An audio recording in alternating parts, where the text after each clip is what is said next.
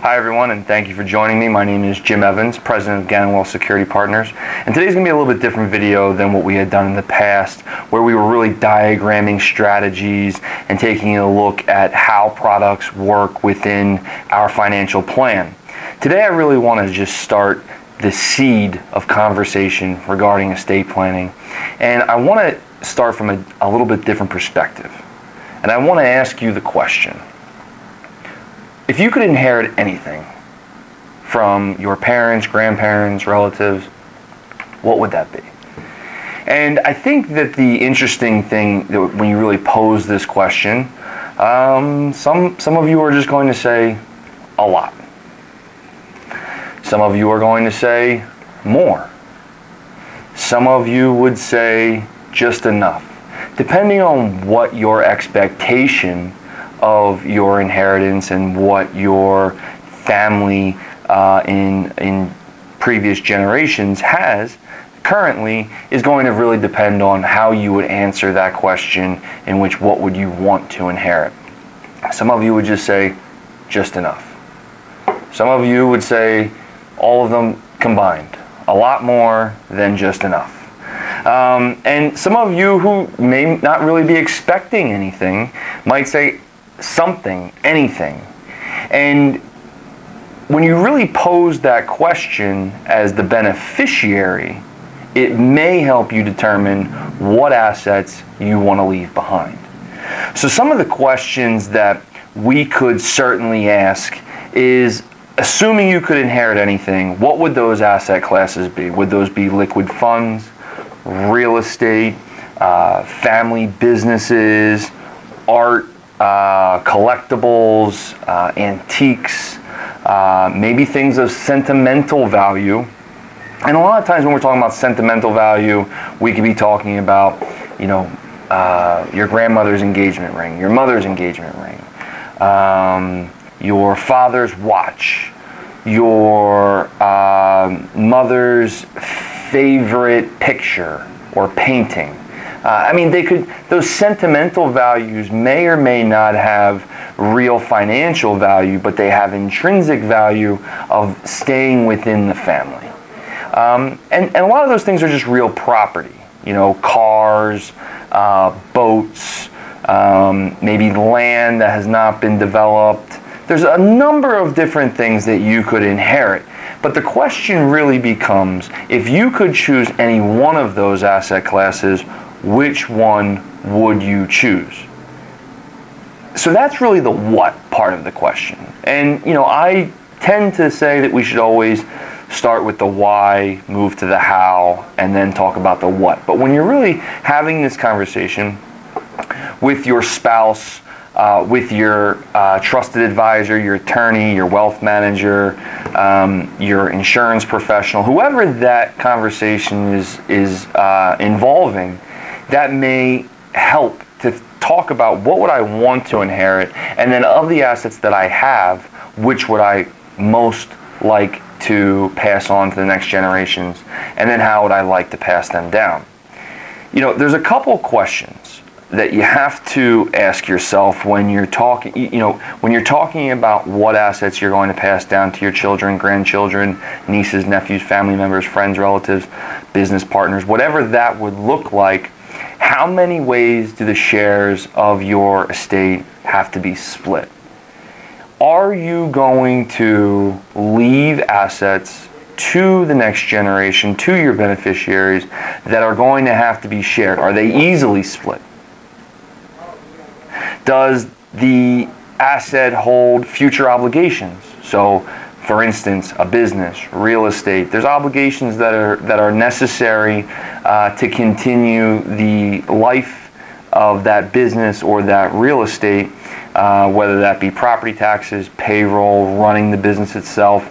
And does the asset require consensus to sell, to rent, to leverage, or to occupy, whether that's business, real estate? So, for instance, what I'm really getting at when I'm asking these questions is, if you have children, let's say you have 3 children, and you have your primary home potentially you have a business, potentially you have real property, real estate, whatever that is that going to be split evenly amongst your beneficiaries? And if so, does that pose any difficulties or problems for them? Are they in a sound financial situation that they can continue to operate that business, operate that property with a likelihood of success? Will some of the heirs be better off than others? Now, there's a different way of looking at this. So, for instance, let's say you had 2 children and you had 2 properties, 2 real estate properties, 2 buildings. And you said, Joe, you're going to get one, and Dave, you're going to get the other.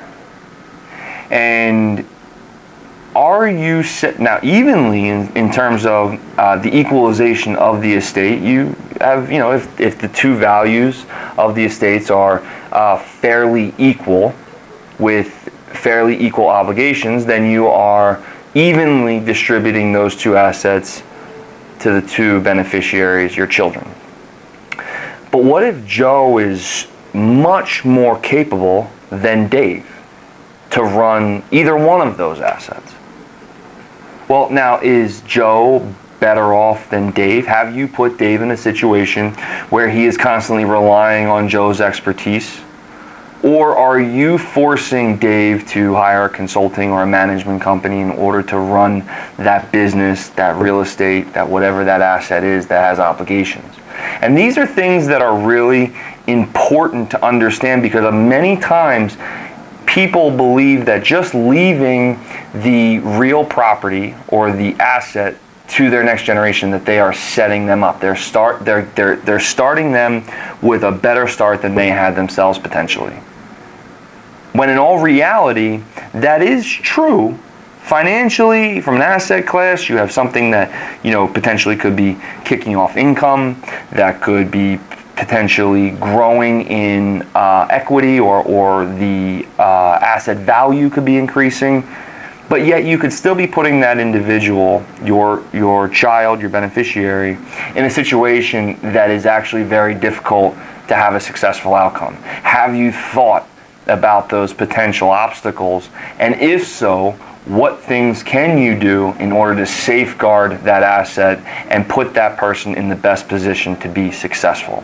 Now, sometimes that will be the possibility of gifting or having the ownership be transferred in some percentage or some form to that beneficiary early, so that they can see how you handle different situations, challenges, obstacles, how you deal with whoever you may have to have a relationship with in order for that asset to be successful, and transferring all of that intellectual capital and social capital to the next generation to be successful.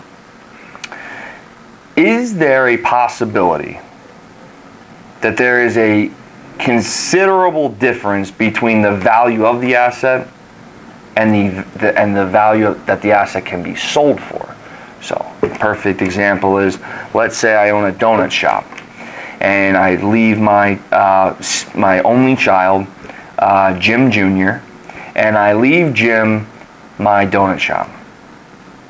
And the IRS evaluation of my donut shop, based off of my annual revenues of $400,000 a year, and I profit, let's say, $100,000 a year.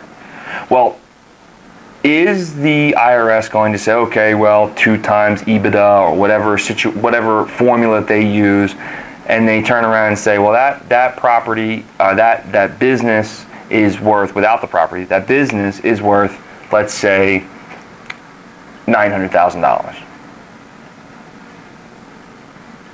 Well, what if I can't sell it for $900,000? There is a potential negative arbitrage of what the IRS is going to value that business at, that you are going to potentially have to pay inheritance or estate taxes on the state level or federal level, depending on your net worth and what strategies you've put in place.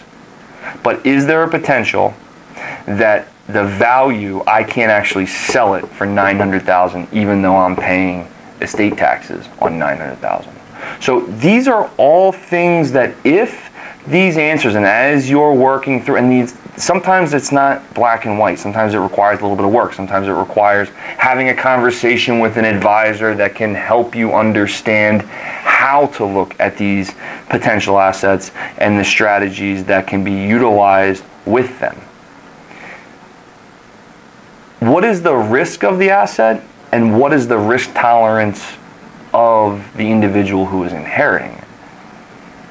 Sometimes you'll find that the matriarch and patriarch of a business or of the family was willing to take more risks than potentially the next generation, who doesn't understand really how to evaluate that risk, understand that risk, and then combat that risk, and may not even have the financial resources to insure the risk or absorb it if, God forbid, something were to happen. These are all things that it really helps to sit down and have a conversation, because you can put your next generation in a much better position to be successful than if you just simply leave it to them almost haphazardly, even if that's not your intention. I've found in all the conversations that I've had with families who either own closely held businesses, family businesses, or have worked their way up the food chain of a larger company, or just your average couple that has worked hard, saved, made a few good decisions, and now they have assets that they can pass down to their children, and they really have never been set with a conversation that would be best suited to put them in the best, their beneficiaries in the best circumstances to achieve success. Getting back to the question of which asset we would want to inherit, and I'm going to move through this after this video in separate parts to go through real estate, liquid funds, family businesses, art, sentimental value, and real property, and some of the challenges that you have with those, and some of the advantages that you have with those, and what strategies you might want to look into, or excuse me, or at least maybe do a little research on to best put your future generations in the best position. Am I leaving the asset I would best want to inherit? And have I considered how likely my beneficiaries are to be successful with that asset? And sometimes that comes back to, have I adequately prepared the next generation for the asset's responsibility? Sometimes that responsibility is just not spending all of it at one time.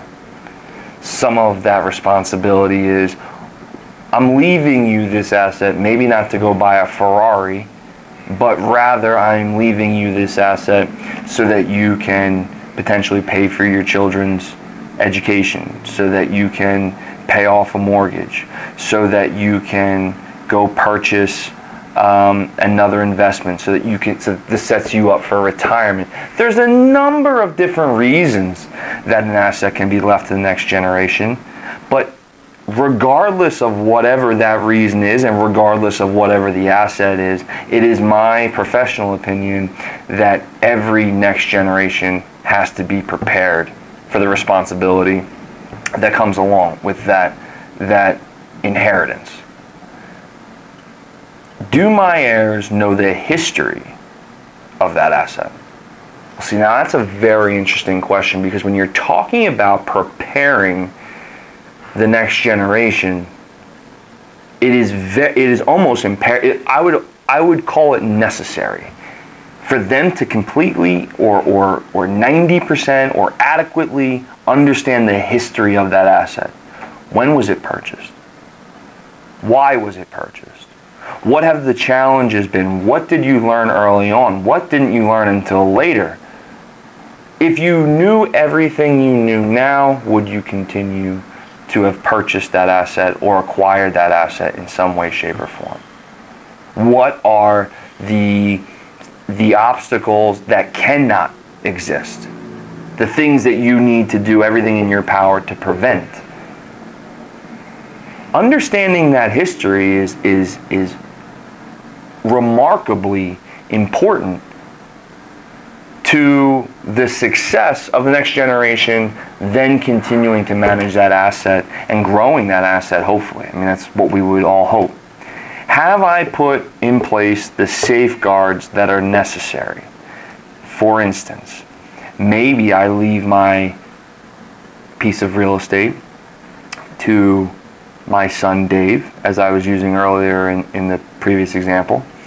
And Tom, his name was Joe. Joe has been in the business. He understands how to be a landlord. He understands the legality of it. He understands what his responsibilities.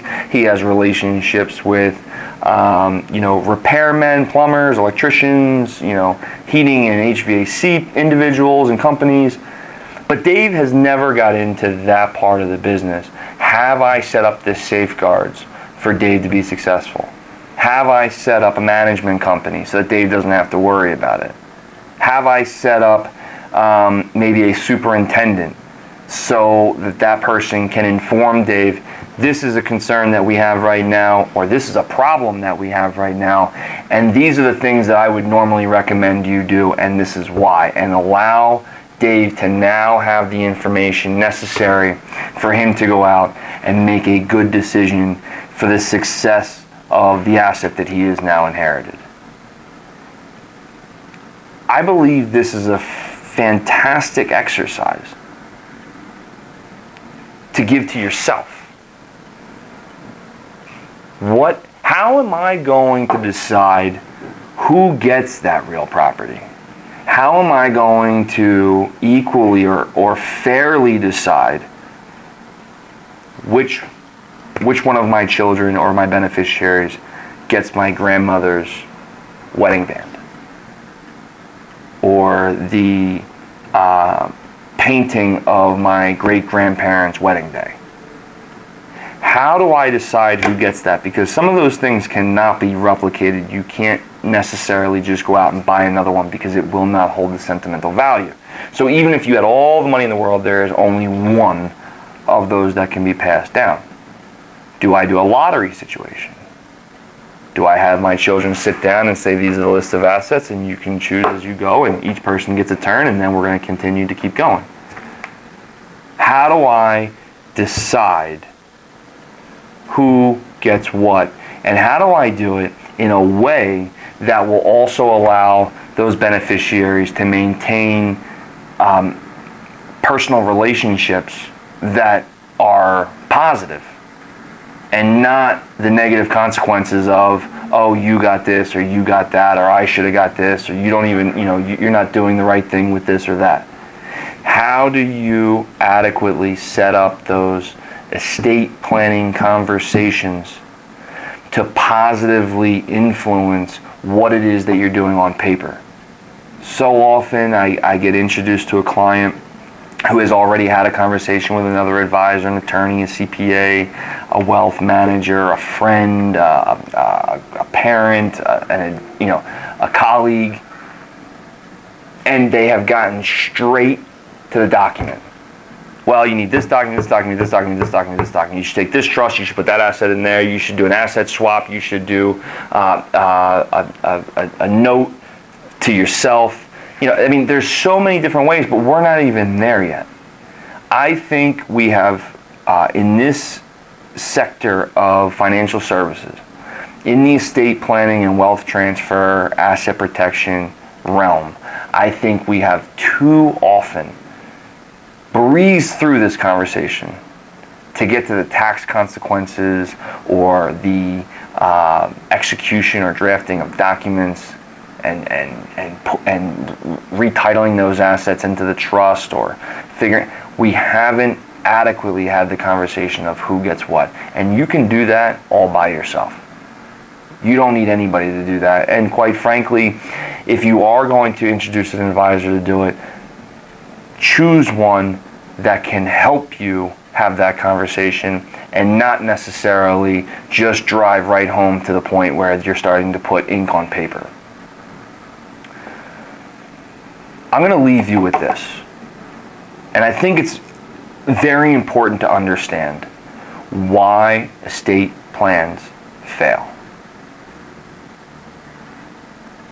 There are 3 percentages that I think are noteworthy, and they're all over the internet. This is not intellectual property of myself or Gannon Wealth Security Partners. 60% of estate plans fail because of communication within the family. Things are done behind closed doors, very secretive, and I understand that some families do not want their heirs knowing how much they have because they emphatically believe that as soon as they know how many dollars and net worth they are, they're just going to start wishing and praying them dead.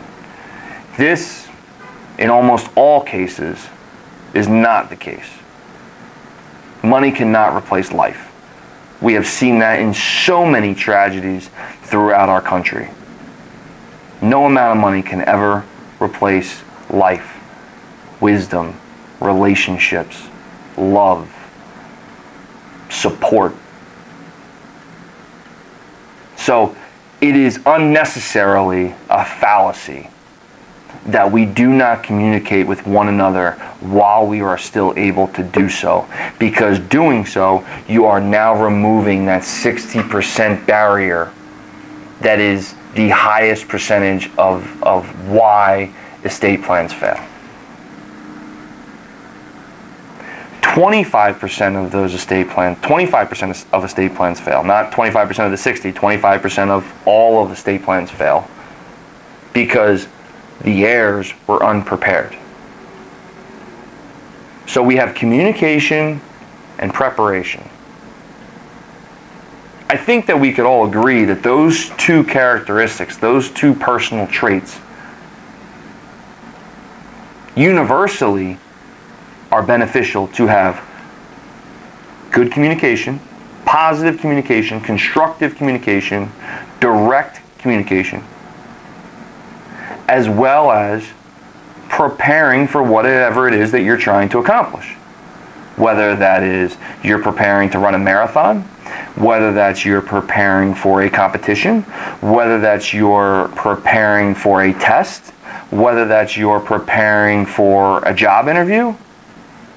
Preparation, I am going to say, is universally a beneficial. Now, it does not guarantee success, but I think we can all agree that it ultimately increases the probability of success. The last percentage that I'm going to give you is a very small percentage, and I think it puts into context the entire conversation that I am almost begging you to have with those necessary people.